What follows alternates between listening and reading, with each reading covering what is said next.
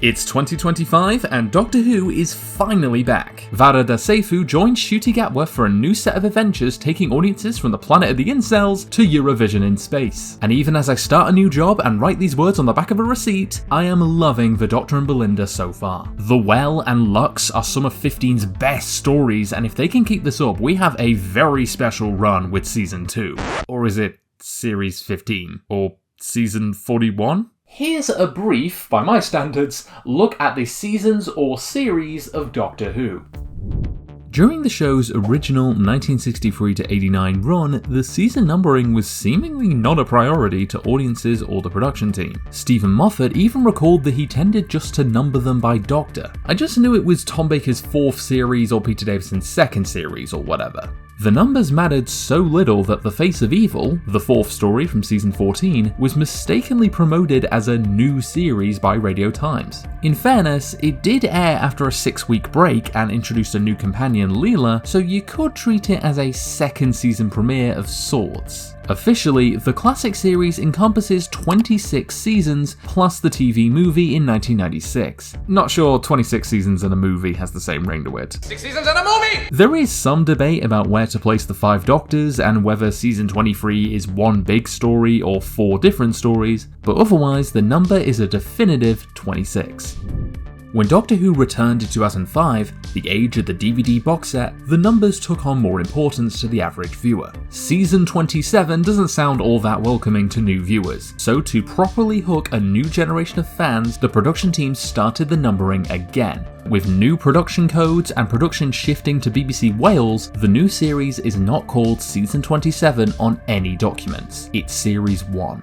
For those unaware, production codes were letters or numbers assigned to each episode on behind-the-scenes paperwork. Until they were axed in 2011, fans loved memorising these codes, because the Venn diagram of Whovians and neurodivergence is a near-perfect circle. The revived series abandoned the alphabetical codes from Classic Who, opting for a simplified numerical system. Tangent over. Series 1 was followed by a 2nd, 3rd and 4th, each with 13 episodes. When you start to include specials, things get confusing. For home media releases, they're usually sorted into the following season, with the Christmas Invasion going on the Series 2 box set, while BBC iPlayer did the opposite, sorting them into the previous season. But even box sets are inconsistent, with Twice Upon a Time and Revolution of the Daleks not making it onto any sets. A sad day for steelbook collectors everywhere. The short run of specials that concluded the 10th Doctor era are similarly difficult to place. These specials weren't released as part of any numbered season, but production-wise they are unmistakably Series 4, with the production codes continuing from that run. They were sorted into Series 4 on iPlayer and even dubbed Series 4 the specials by the soundtrack, and yet they received a separate box set and have never been paired with Series 4 on any re-release. Fans tend to talk about these episodes separately from the 2008 run, but there's not really another season to sort them into, so they're kinda Series 4 adjacent.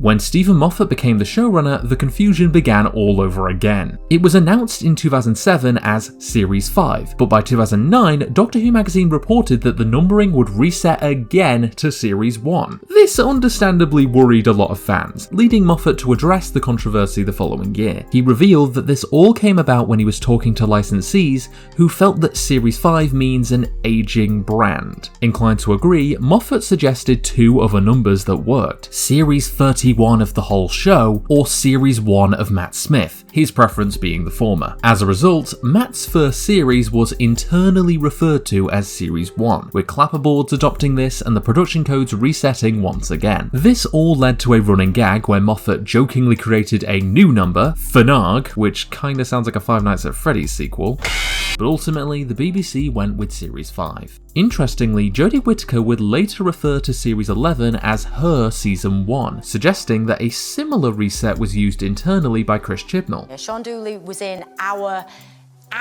2nd episode of Season 1, The Ghost Monument. The change in production codes in 2010 was probably just for the sake of convenience for the new creative team, so it's understandable why it never stuck, and the remaining Moffat era and Chibnall's reverted to the RTD numbering. Even Flux is often referred to as Series 13 by fans and the BBC.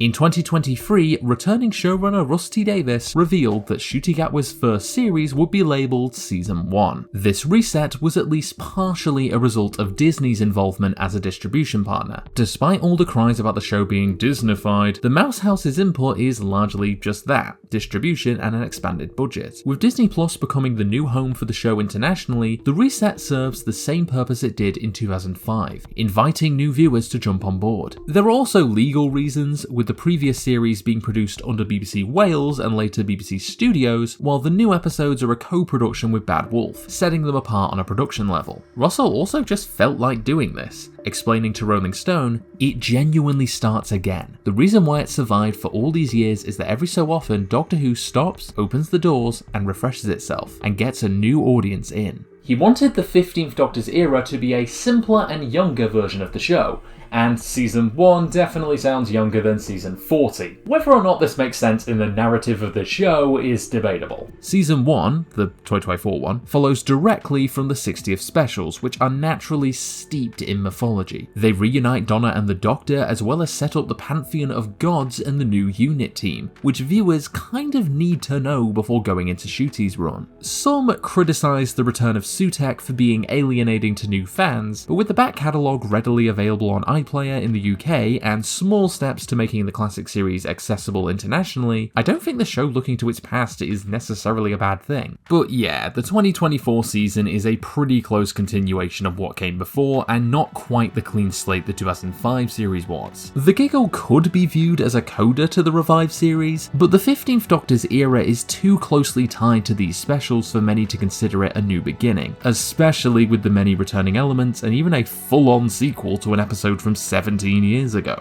The Whoniverse on iPlayer divides the show into 3 programs, 1963 to 89, 2005 to 2022, and 2023 onwards. IMDb and even the TARDIS wiki consider these 3 separate runs, since many interpreted iPlayer's decision as a definitive end to the revival, but it's worth acknowledging that dividing up long-running series for convenience is a common practice for BBC shows. I'm not sure anyone considers the modern EastEnders to be a separate show from the 80s, so for me, I still consider Doctor Who to be one show across multiple iterations.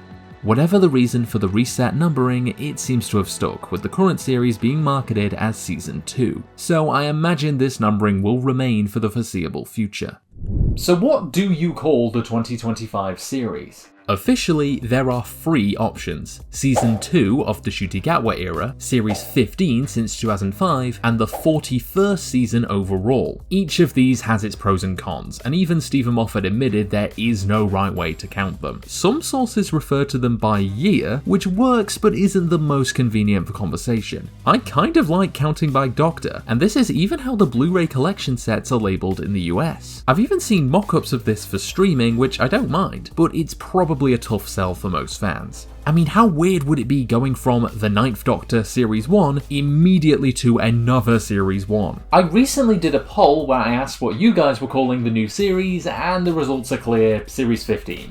Given the age of my audience, it makes sense, since most of us grew up with the revival, and frankly, nobody's calling it Season 41. I've only seen Shannon Sullivan's A Brief History of Time Travel refer to the modern seasons this way. Even fan designs for the collection sets tend to stick with the post-2005 numbering. Except mine, of course, because I'm not a coward. Season 2 got a respectable 25%, but I think most will still call it Series 15. Just don't expect to see that on the DVD. Or the Blu-ray, I don't know what you're buying. After looking through all these different numbers and systems, I'm beginning to wonder whether the numbering really matters. The average person doesn't care what season the show's on. Like the numbering of Doctors, it mainly matters to fans and aficionados who like comprehensive lists and having all the spines match on the shelf. If the reset helps invite in new viewers, surely that's a good thing. And if you're actually mad at Russell for abandoning the old numbers, touch some grass. It's a mad, scary world out there. Let's at least get angry over something that matters. To remain in line with the official numbering, I'm going to call the current series Season 2, but I'll always make it clear which version I'm talking about, whether that's the classic series or the modern.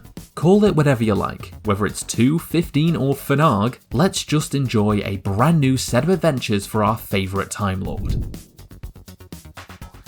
and this is just Editing Tom coming in here to tell you about these buttons that were behind me the entire video. These were made and sent to me by Blue Box Artworks, who's a friend of the channel and just a really cool artist. They've been really supportive with me in my Photoshop stuff and with my YouTube stuff now. And this is the set of buttons that they did for season 1. There's 1 button per episode with Maestro and Sutek, and there's all kinds of really cool stuff. This season 1 set is currently available, and if you buy it, you get a free print with it. I've put a link to their store and socials in the description, and just share the love. They're a fantastic artist and deserves all the support. And yeah, hope you enjoyed the video and hope you're enjoying season 2. I'll try and get something out before the finale. So see you then.